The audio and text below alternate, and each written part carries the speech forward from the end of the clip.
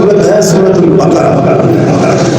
اس کے اندر ایک واقعہ نقل ہے بنی اسرائیل کا، حضرت موسیٰ علیہ السلام کا واقعہ جو گائے کے متعلق ہے، اور اس کے نام پہ اس سورت کا نام ہے. اور مفسرین نے اس کے ساتھ ایک اور انتہائی اہم ترین سیاق و سباق کے مطابق واقعہ کہنے لگے. ایک شخص تھا، نوجوان، اپنے گھر کے اندر موجود تھا.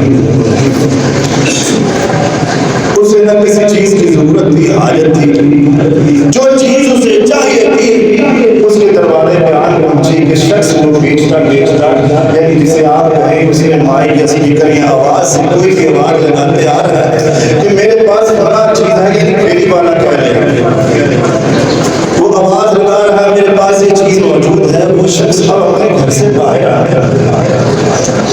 آ کے پوچھتا ہے بھائی یہ چیز مجھے چاہیے. پسند کر لی، دیکھ لی، سوتا طے ہو گیا، پیسے بھی طے ہو گئے. اب اس نوجوان نے کیا کیا؟ اس نوجوان نے اندر گیا، اپنے اپنی ابو سے پیسے لے کہ باپ سے میں پیسے لے لیتا ہوں اور چیز کو میں خرید لوں گا، پر انتہائی کم لوگ ہیں. اب اندر گیا، دیکھا والدہ بھی سو رہی ہے، والد بھی سو رہی ہے. اب جس صندوق کے اندر پیسے پڑے تھے اس کی چابی امی یا والدہ یا والد کے پاس. اب اس شخص نے یہ گوارا نہیں کیا کہ میں اپنے باپ کو اٹھاؤں، اس کی نیند کو خراب کروں. ہم تو خود باپ کو، خود والدہ کو نیند کی گولیاں دیتے ہیں، تو سو جا سو جا، تیری بیماری بڑی ہے. تو اللہ کے بندوں اس بیماری کو دور کرنے کے لیے ان کی صحت والی زندگی میں کیوں نہیں خدمت کرتے تاکہ ان کے بیماری نہ آئے. ان کے دنیا سے چلے جانے کے بعد گھر کے اندر قرآن خوانی کرا کے مولویوں کو بلا کر کے انہیں فروغ کھلانے والوں، انہیں پھل کھلانے والے، ان کو جو پھل کھلاتے ہیں ماں باپ کی حیات میں انہیں کیوں نہیں کھلاتے کہ ان کی بیماری کوئی نہ لگے. اچھا کھانا کھلائے، اچھا کھانا میسر کرے. اب ہوا ایسے کہ وہ نوجوان باہر آ کے کہنے لگا محترم بات کچھ ایسے ہے، یہ جو چیز ہے نا آپ کے پاس یہ انتہائی مطلوب ہے. آپ ایسا کریں، میری امی ابو سو رہے ہیں، آپ اس کی قیمت جو ہے نا وہ میں آپ کو ڈبل دے دیتا ہوں. وہ کہنے لگا بھائی جلدی پڑی ہے، میں ڈبل نہیں لیتا، تم اس سے کم کر دو، جو مقررہ قیمت ہے اس سے بھی کم کریں. اب وہ کہتا نہیں بھائی ڈبل سے بھی میں ایک گنا اور بڑھاتا ہوں قیمت کو. وہ کہتا ہے نہیں میں اور کم کر دیتا ہوں، تو اسی وقت پیسے دے، میرے پاس ٹائم نہیں، میں نے اور بھی کاروبار کرنی ہے، تجارت کرنی ہے، جاری ہے. یہ تکرار چل رہا ہے، یہ قیمت بڑھا رہا ہے. کس لیے بڑھا رہا ہے؟ اس لیے کہ میرے ماں باپ کی نیند میں خلل نہ پڑے، میرے ماں باپ کی سکون والی راحت والی جو نیند ہے وہ خراب نہ ہو، ان کے آرام کا خیال کر رہا ہے. یہ قیمت کم کر رہا ہے، یہ قیمت بڑھا رہا ہے. یہ ہے ماں باپ کے حد و احترام. اب دوسرے واقعے کی طرف جو اسی کے ساتھ بالکل منسلک ہے اور بات کو یہی ملا کے روکوں گا. دیکھیے گا کہ حضرت موسیٰ علیہ السلام کے دور میں ایک شخص نے اپنے چچا کو مار دیا، قتل کر دیا. جائیداد کے تنازع میں چچا کو مار دیا کہ اس چچا کو میں مار دوں گا اور اس کی جو جائیداد ہے اولاد تو ہے نہیں، میں بچت کر دوں گا، میں لے لوں گا.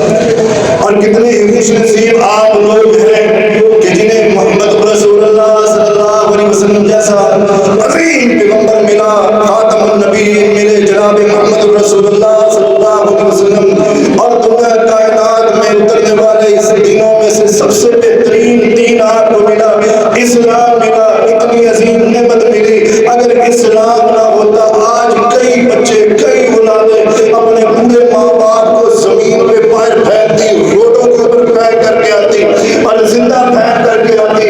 اسلام شریعت میں قانون ہے کہ قاتل کو وراثت نہیں ملے گی. چاہے قاتل بیٹا ہے، اپنے باپ کو مارا، اپنی ماں کو مارا، اپنی بہن کو، بھائی کو مارا، قتل کیا، قاتل کو وراثت میں سے کوئی اب اس انسان نے اپنے چچا کا قتل کیا اور قتل کر کے رات کی تاریکی میں اس کی میت کو اٹھایا، میت کو اٹھا کے مخالفین کے دروازے کے آگے پھینکا۔ جب وہاں پہ پھینکا صبح ہوئی، شور پڑ گیا، مخالفین نے ہمارا بندہ مار دیا۔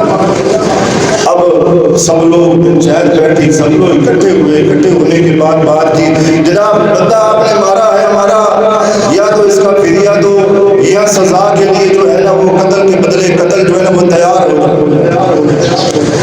اب ہوا کچھ ایسے، انہوں نے کہا نہیں جناب ہم نے بندہ نہیں مارا، ہمیں کیا ضرورت پڑی، اگر مخالفت کی بات ہو تک۔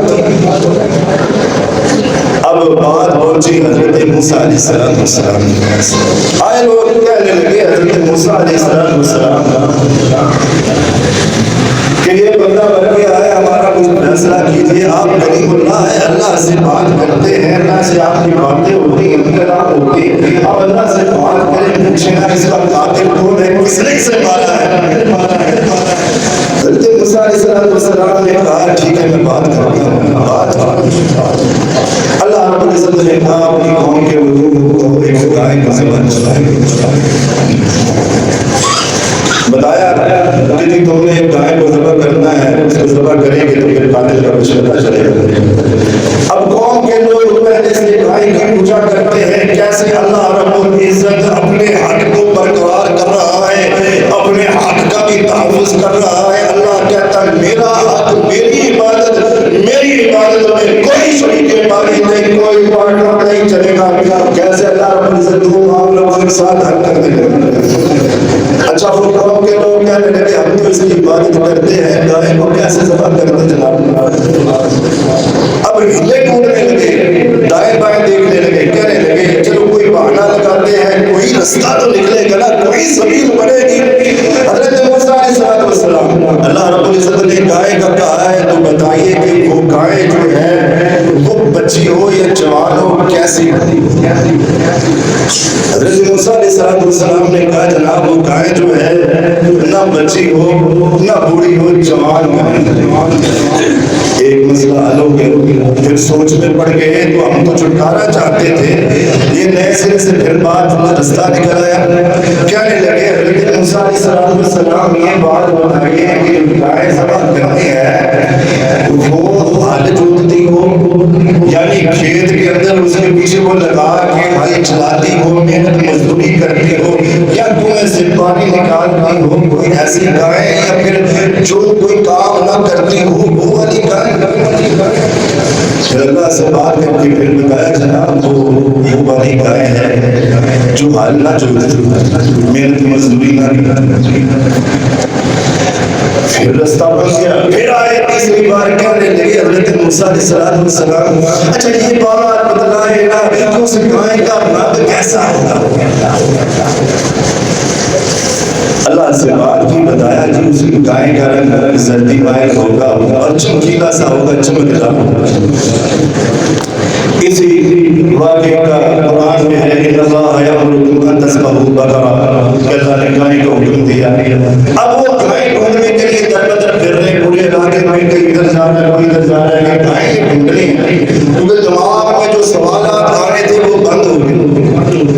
اب یہ گائے ڈھونڈتے ڈھونڈتے اس نوجوان کے گھر میں پہنچے کہ جس لڑکے نے اپنے ماں باپ کو اٹھانا گوارا نہیں کیا تھا، چیز کی اشد ضرورت تھی، درد تھی، ماں باپ سو رہے تھے، ماں باپ کو سوتے ہوئے کو نہیں کھایا، اب یہ گائے لینے اس کے گھر میں پہنچے، گائے وہ موجود تھی۔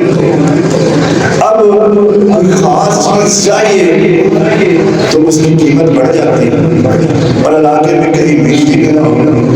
اب قوم کے لوگ اس بچے اس نوجوان کے گھر میں پہنچے کہ حضرت صاحب یہ گائے ہمیں بیچ دیں۔ اس گائے کا سودا ہوتے ہوتے مفسرین کہتے ہیں کہ اس گائے کو سونے کی عوض کہ ایک سائڈ پہ گائے ہے اور دوسری سائڈ پہ سونا رکھ کے دھویا کہ اللہ رزاق ہے وَيَرْزُقُ مَن يَشَاءُ